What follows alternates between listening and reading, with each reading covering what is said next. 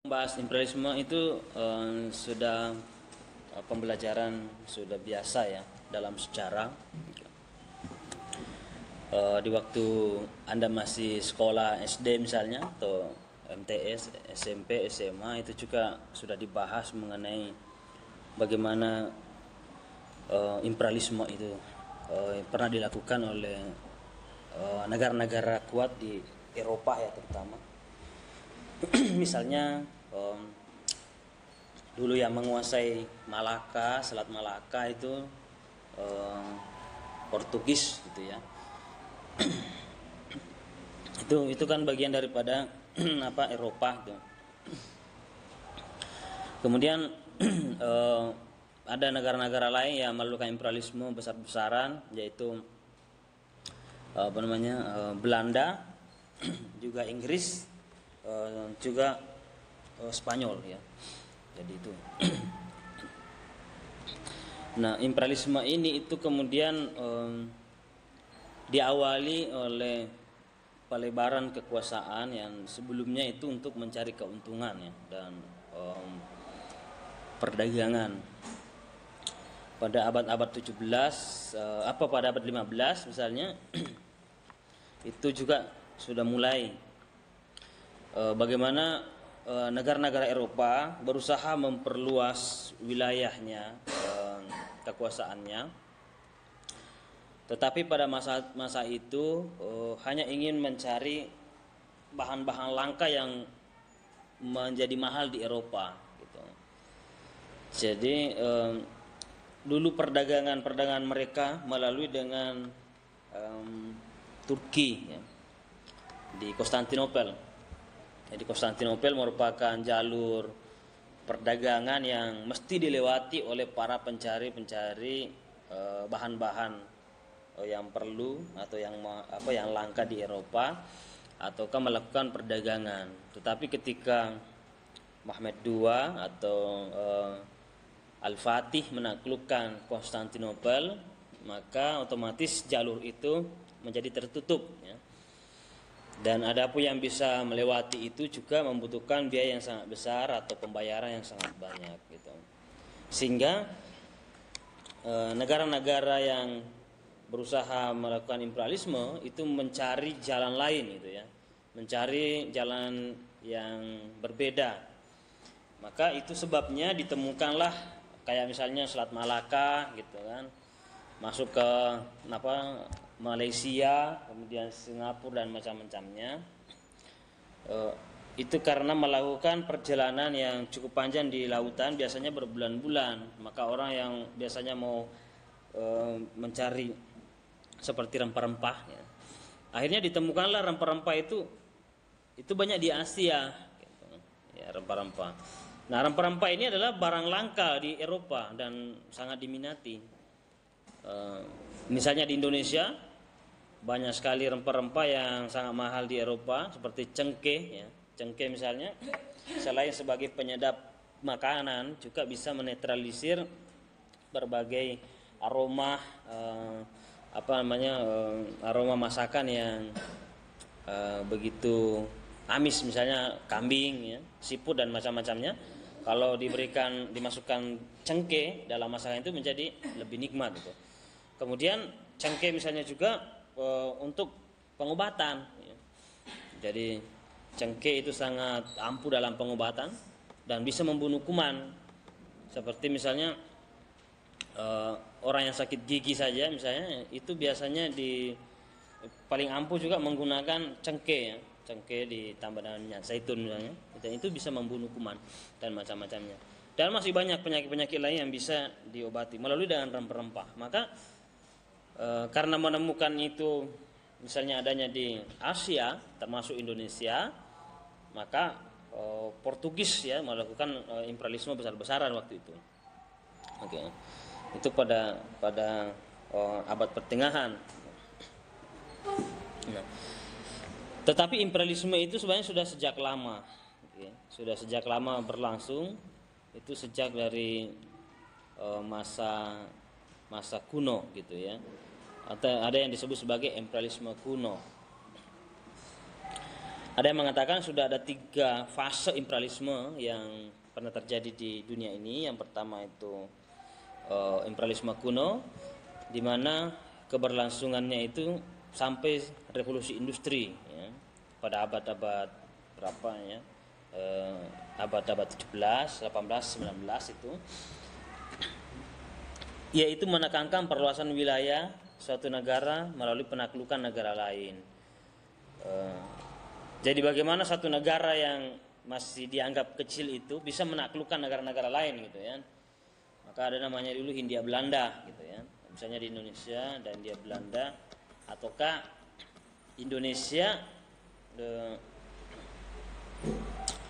ketika dijajah Belanda itu kan Batavia ya. Batavia di situ dulu menemukan juga tempat untuk pelayaran dan jalur laut, itu Jakarta, makanya dia disebut Batavia gitu ya. Itu diistilahkan oleh Belanda gitu. Nah, oke. Tetapi nanti ada dampaknya juga ya. Penjajahan-penjajahan seperti itu, ada yang mengatakan bahwa cara penjajahan negara-negara Eropa itu berbeda-beda. Ada yang membuat dampak SDM-nya bagus, ada yang membuat dampak SDM-nya tidak bagus. Katanya Indonesia itu termasuk dampak SDM-nya tidak bagus itu, karena dijajah oleh Belanda. Nah, beda misalnya jajahan dari Inggris, itu SDM-nya maju-maju. Singapura itu juga bagian daripada jajahan Inggris. Malaysia itu maju. Dua negara ini masuk pendidikannya itu kelas dunia.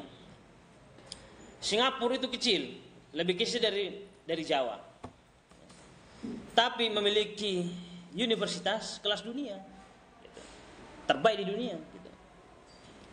Jadi bukan ukuran sumber daya manusianya yang hebat.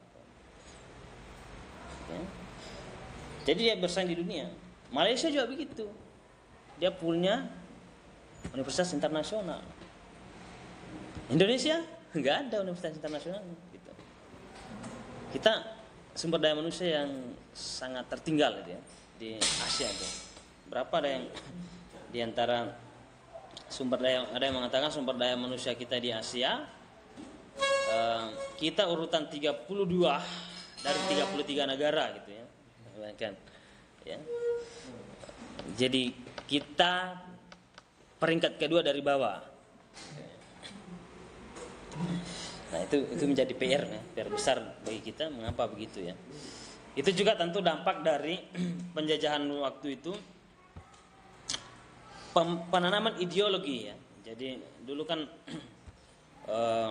imperialisme modern, itu imperialisme yang berlangsung sejak revolusi industri pada abad 19 sampai akhir Perang Dunia Kedua. Perang Dunia Kedua itu nanti puncaknya selesainya itu 1945 ya, atau Indonesia merdeka. Jadi Perang Dunia Kedua itu berlangsung sampai terakhir itu 1945 ya, ketika negara-negara Eropa mulai melakukan peperangan sampai ke Asia, dan Jepang waktu itu yang menjajah Indonesia setelah Belanda ya, dibomnya Hiroshima dan Nagasaki menyebabkan kelumpuhan total dari Jepang. Maka Indonesia mendeklarasikan diri sebagai negara yang merdeka ya, atas perjuangan-perjuangannya.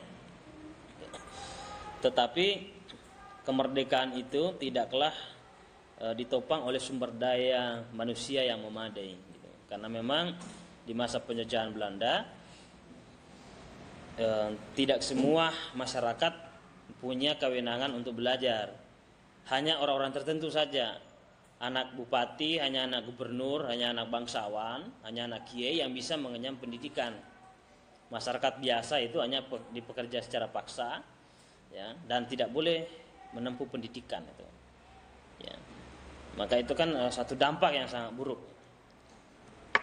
Itu juga masih terus diwarisi dari masa dulu sampai hari ini. Coba universitas terbaik di Indonesia misalnya, Itu kan hanya orang-orang tertentu saja yang bisa menempuh itu ya. Fakultas jurusan-jurusan tertentu yang dianggap bagus, dianggap elitnya, itu kan hanya orang-orang tertentu saja. Meskipun ada yang hebat tapi tidak punya uang, kan nggak bisa mengakses pendidikan itu. Apa bedanya di masa penjajahan Belanda? Hanya orang-orang tertentu saja yang bisa dipilih untuk belajar. Jadi tidak adanya keadilan dalam dunia pendidikan di Indonesia. Tidak ada kesetaraan. Ya, adanya hierarki jurusan.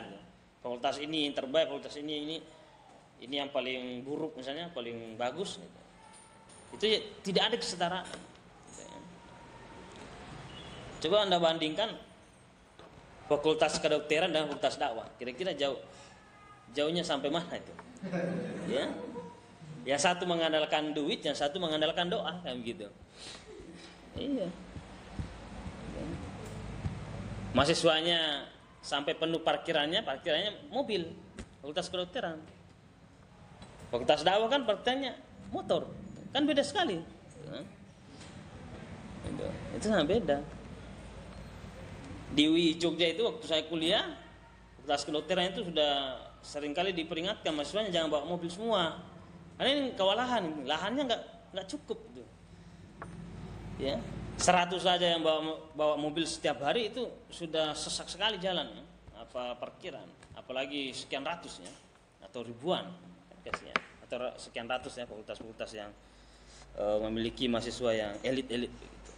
Nah, orang seperti ini kan pendidikan seperti ini juga masih warisan dari ideologi lama, gitu ya. Ideologi lama adanya pembedaan-pembedaan seperti itu. Oke. Nah. Okay. Nah, kemudian tadi itu dulu ya imperialisme dulu itu menggunakan kekuatan pemaksaan, militer, kekerasan. Saat ini itu tidak lagi. Saat ini itu adalah ekonomi, ya, ideologi, ya, semacam aturan, kesepakatan. Nah, negara-negara yang pas perang dunia kedua menyebabkan itu negara-negara imperialisme dulu seperti beberapa negara di Eropa itu mengalami kerugian total juga. Jadi misalnya Prancis, Inggris, kemudian Spanyol dan macam-macamnya dari negara-negara termasuk Belanda itu mengalami krisis di 1945 di masa Perang Dunia kedua berakhir itu. Justru yang pada saat itu Amerika yang membantu mereka. Ya, Amerika kan bukan bagian daripada Eropa ya, dia punya benua sendiri. Jadi kalau Anda menonton sepak bola jangan cuma menonton Messi dari Argentina, kemudian siapa ini dari Amerika, pemain dari Amerika, siapa itu Anda lihat sejarahnya juga. Ya. Mengapa kekalahan dalam sepak bola itu kadang-kadang sering menangis ya ketika kalah? Itu sebenarnya bagian daripada cara dulu orang meredam kekuatan-kekuatan besar waktu itu, maksudnya perlawanan-perlawanan atas negara-negara lain. Nah, maka kita selesaikan dalam dunia sepak bola. Jadi yang kalah dalam dunia sepak bola itu sama dengan dijajah gitu ya. Mirip-mirip dijajah, makanya banyak yang menangis. Banyak menangis ya, menangis itu emosi gitu misalnya. Itu sebenarnya bagian daripada bagaimana mempereratkan negara-negara lain dengan seni sepak bola misalnya. Nah, jadi kalau menonton Piala Dunia misalnya kita harus melihat sejarahnya. Oh, Portugal, bagaimana sih dulu itu Portugal itu? Bagaimana sih itu misalnya Amerika gitu? Bagaimana Prancis? Jadi jangan cuma melihat sepak bolanya saja, tapi mencoba kita telusuri itu. Bagaimana sejarah berdirinya ya, bagaimana kontribusinya atau hubungannya dengan Indonesia gitu kan. Itu pasti ada kaitannya semua. Nah, Amerika sampai saat ini ya, sejak 1945 Indonesia merdeka itu, Amerika yang memegang kendali dunia, atau ada yang mengatakan Amerika yang memegang remote dunia. Apapun yang diinginkan Amerika itu bisa terjadi. Artinya imperialisme Eropa itu sudah berakhir ya. Sudah berakhir terutama sejak 1945. Sejak Indonesia merdeka itu 1945 juga menandakan Perang Dunia Kedua berakhir.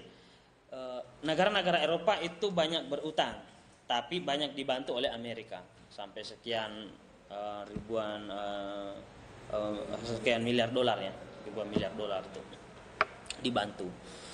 Nah, maka sejak itulah bergeser imperialisme itu ke Amerika.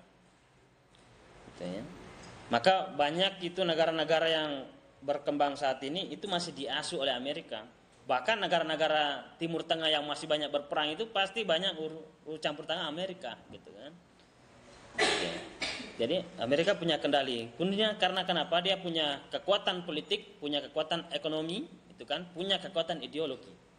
Ideologi disebarkan melalui dengan seni pertunjukan, film dan macam-macamnya. Maka hampir semua film yang diproduksi Amerika itu heroik semua. Ya, untuk menggambarkan seolah-olah negaranya seperti itu, kuat secara militer, secara peperangan, canggih secara senjataan. Padahal belum tentu. Gitu. Beberapa bulan lalu kita dikejutkan oleh serangan dari ke Israel ya, yang selama ini kita meyakini betul melalui media bahwa Israel punya intelijen terbaik di dunia. Tapi hanya sekecil Hamas saja itu bisa menembus ke sana. Itu menunjukkan bahwa apa yang dicitrakan, ideologi yang dicitrakan oleh media itu tidak sesuai dengan faktanya. Gitu. Banyak pengamat mengatakan bahwa itu satu kebohongan yang dibangun oleh media. Nyatanya Hamas yang wilayahnya kecil sekali, persenjataan seadanya, kok mampu bisa meluluhlantakkan beberapa bagian dari Israel yang dianggap sebagai pertahanan terbaik di dunia dan punya intelijen terbaik di dunia. Gitu. Nah, sama dengan Amerika. Amerika mampu membuat dirinya besar karena apa? Dia kuasai media. Orang Islam di Timur Tengah mau dituduh teroris itu gampang. Gitu. Gampang sekali karena dia memiliki segalanya. Gitu. Yang korban itu kan banyak yang sudah korban seperti misalnya Pakistan itu kan, beberapa negara Timur Tengah yang Islam itu sudah dianggap teroris oleh mereka. Ya. Jadi perlawanan umat Islam terhadap kapitalisme Amerika itu butuh perjuangan panjang ya, butuh sejarah panjang. Nah, kemudian pada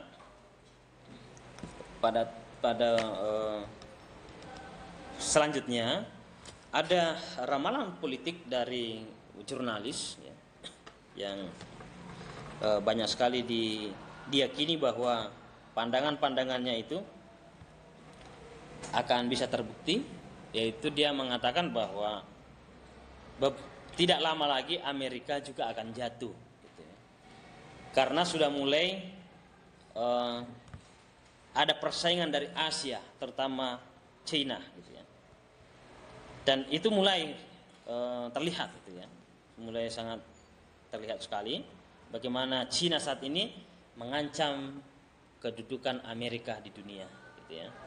Betapa paniknya pemerintah Amerika ketika China juga sudah bergerak, dan tidak bisa ada negara yang bisa mengontrol China ya, karena apa-apa sekarang sudah dikuasai gitu ya.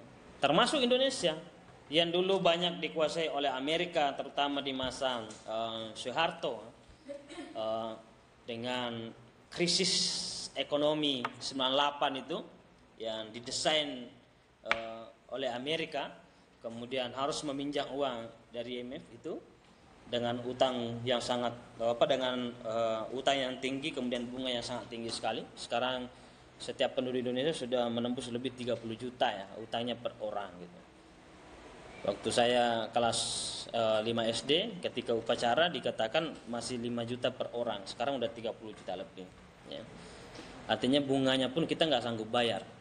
Bayangkan bagaimana cara penjajahan ya, sehingga Indonesia nggak bisa buat apa-apa, lebih banyak apa sedikit-sedikit diancam utang gitu kan. Kalau tiba-tiba negara yang memberi utang ke Indonesia tiba-tiba mau menarik utangnya secara paksa, kita mau bayar apa gitu? Kita bisa bangkrut sebagai satu negara. Ini nggak bisa bayar. Nah, inilah dampak dari negatifnya bagaimana penjajahan masa dulu ya, imperialisme dulu diteguhkan. Dan Indonesia sudah banyak dibagi-bagikan kekuasaannya. Kalimantan siapa yang menguasai kayak gitu kan? Sumatera siapa, negara mana yang menguasai? Sulawesi siapa yang menguasai, itu udah dicaplok-caplok oleh negara-negara yang adidaya gitu. Maka perusahaan-perusahaan itu biasanya dibagi-bagi, ini perusahaan di sini siapa, perusahaan di sini siapa. Freeport Papua Amerika yang kuasai kan. Sekarang Sulawesi Tengah itu nikelnya yang luar biasa, terbaik di dunia, produksi terbaik itu sekarang dikuasai Cina gitu ya. Jadi setiap libur semester saya pasti ke sana. Ya, karena kebetulan keluarga sekarang dekat di perusahaan-perusahaan itu karena pebisnis ya. Jadi dia tinggal di situ. Saya kalau kembali ya kadang-kadang saya harus masuk ke sana ya untuk melihat perkembangan, betul-betul perkembangan teknologi dan perkembangan dari perusahaan-perusahaan Cina luar biasa. Bahkan di sana sudah ada namanya kampung Cina juga. Selamat datangnya itu tidak lagi menggunakan bahasa Indonesia, tapi bahasa Cina itu ya. Selamat datang kalau masuk di kampung itu. Itu kan luar biasa ya cengkraman Cina hari ini. Dan IKN, ya, apakah Amerika di situ bermain? Apa Cina kayak gitu? Kan banyak yang mengatakan itu adalah proyek Cina. Artinya saat ini mulai ada pergeseran antara penguasaan Amerika, sekarang udah mulai digeser oleh kekuatan Cina. Kita mulai lepas dari Amerika, tapi Cina lah lagi yang menguasai. Tapi juga bisa menjadi angin segar dari sesama bangsa Asia bahwa mungkin itu sebagai suatu perlawanan yang kuat juga nanti pada Amerika ya. Ada buku yang menarik itu ditulis oleh Martin Jesque, itu dia menulis Kebangkitan Dunia Timur dan Akhir Dunia Barat. Di situ dia menulis bahwa kemungkinan besar Cina akan segera menggantikan kekuatan Amerika. Apa-apa sekarang produk-produk Cina kan makin berkembang itu ya. Mungkin hampir HP-HP yang kita gunakan itu produk dari situ. Bahkan banyak HP atau produk-produk Eropa itu harus melalui Cina untuk produksinya. Itu berarti dia punya kekuatan politik ya, punya kekuatan diplomasi luar biasa, ekonomi yang bagus.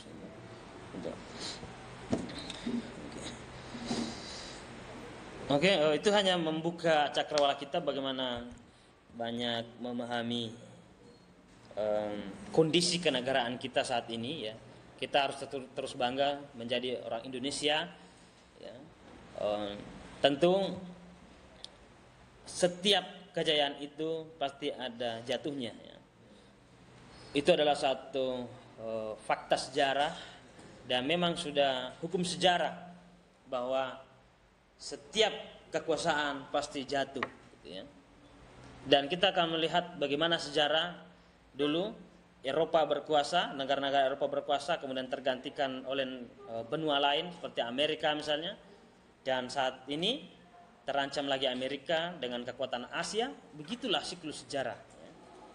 Itulah yang juga yang ditulis oleh Ibnu Khaldun, salah satu pakar sejarah ilmuwan intelektual dunia Islam. Itu Ibnu Khaldun menulis buku yang cukup terkenal, Muqaddimah Ibnu Khaldun ya. Dia mengatakan bahwa itulah hukum sejarah. Dia memang praktisi sejarah, turun ke lapangan terus kemudian banyak menulis tentang sejarah. Dia mengamati jatuh bangunnya suatu negara, jatuh bangunnya suatu imperium ya. Dia akan mengatakan bahwa itu ada masanya. Bahkan dalam Al-Quran pun juga begitu dikatakan.